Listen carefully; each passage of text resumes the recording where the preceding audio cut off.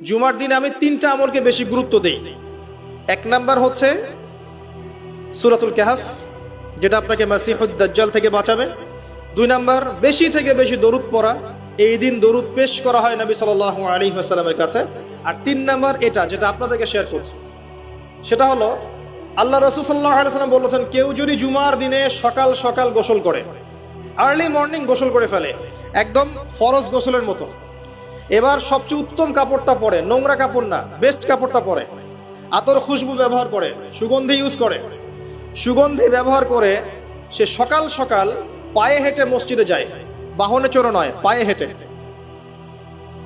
মসজিদে গিয়ে ইমাম বয়ান খুতবা শুরু করার আগেই মসজিদে চলে গেছে, ইমামের কাছাকাছি বসে, কাউকে কষ্ট দেয় না।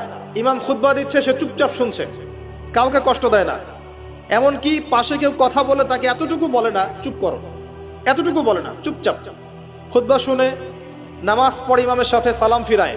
নবী সাল্লাল্লাহু আলাইহি ওয়াসাল্লাম বলছেন, এই যে প্রতি পদক্ষেপ হেঁটে এসেছে, প্রত্যেক পদক্ষেপের বিনিময়ে 1 বছরের নফল নামাজ, 1 বছরের নফল রোজা নেকি দেয়া।